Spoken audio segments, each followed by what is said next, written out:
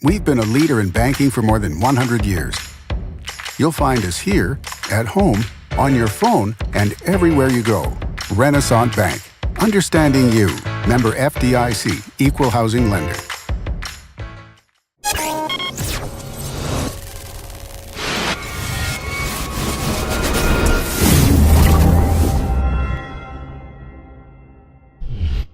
Sponsored by Renaissance Bank. Good morning, Northeast Mississippi, and welcome to Daily Journal Newsbreak for Friday, November 17th. I'm your host, Chris Kiefer, and we're going to take a look at the top news and sports stories from Northeast Mississippi. But first, let's start with your weather forecast. Today's forecast calls for partly cloudy skies with a high of 69 and a low of 60, 10% chance of rain. Looking ahead at your 3-day outlook, Saturday calls for a 90% chance of rain with a high of 71 and a low of 37.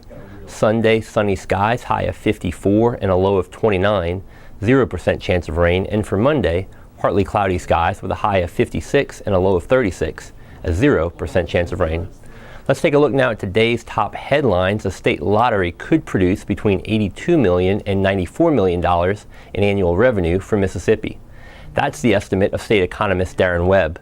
Webb and others gave their projections on what a lottery could mean to Mississippi on Thursday during the final meeting of a study committee formed by House Speaker Philip Gunn. Webb told the 9-member panel that a lottery would divert money away from retail sales and negatively impact sales tax revenue in the state.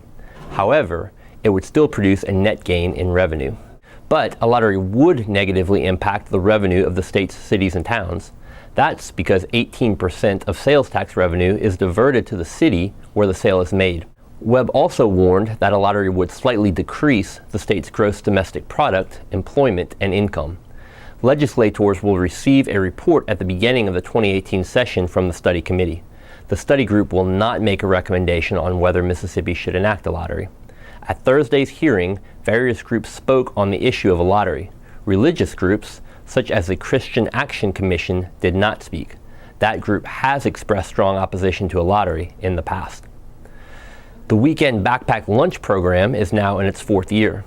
The program provides students in need with a sack lunch they can take home in their backpacks for the weekend. Volunteers include retired educators, dentists, doctors, librarians, and others. The program was started at First United Methodist Church by a Sunday school class taught by retired educators. It is also supported by the United Way. The former teachers knew a thing or two about food scarcity among school-aged children. Some children may go without real meals from Friday afternoon until school starts again on Monday morning. Students who receive the meals are identified by teachers and discreetly given the bags. Junior Auxiliary of Tupelo operates a similar program, but Backpack Lunches serves a larger group of schools. That includes Parkway, Pierce Street, Rankin, Joyner, Thomas Street, and Milam Elementary Schools. The program feeds between 250 and 270 students per week. Volunteers meet twice monthly to pack the lunches. All Republican members of Mississippi's congressional delegation voted in favor of a tax reform bill on Thursday.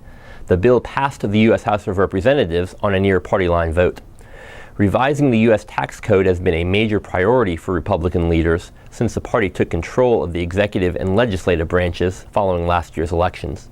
Trent Kelly, who represents Mississippi's 1st congressional district, touted having fewer and lower brackets, as well as a simplified tax code.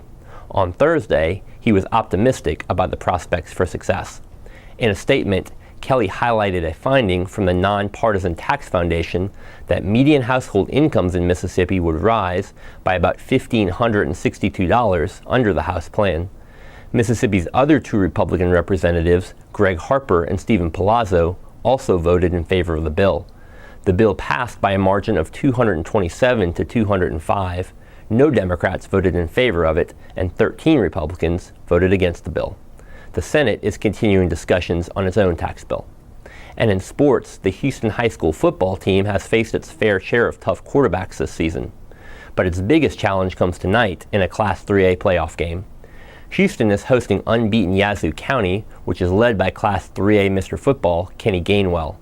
Gainwell has rushed for 1,477 yards and 27 touchdowns, while passing for 945 yards and 9 scores. Houston's defense has answered numerous challenges against top quarterbacks this year. But Hilltoppers coach Ty Harden said Gainwell has a dangerous mix of elusiveness and speed. While Gainwell has grabbed statewide accolades, Houston's Uriah Shepard has had a good year of his own. Shepard has rushed for 1,728 yards and 25 touchdowns. He's thrown for 1,288 yards and 7 scores. Meanwhile, other playoff games involving Northeast Mississippi teams tonight include Horn Lake at Starkville, West Point at Grenada, Corinth at Noxubee County, Philadelphia at Calhoun City, and Ray Brooks at Okolona. That does it for Newsbreak on this Friday. Don't forget that this show is just one of the many online offerings courtesy of the Daily Journal that gets you news off the page and on the go. Check out the Memo podcast for news and entertainment from Northeast Mississippi with hosts Emma Kent and Derek Russell. On today's episode, Jenna Parsons talks about this week's food section, Scott Morris reviews Murder on the Orient Express, and Derek breaks down the weekend entertainment scene. Listen on Apple Podcasts, Google Play, or at memo.djournal.com. Each story discussed on Newsbreak can be found in your Daily Journal or online at djournal.com, where you can also find a new episode of Newsbreak each weekday morning at 7 a.m. Thanks for joining us. I'm Chris Kiefer. Have a great Friday.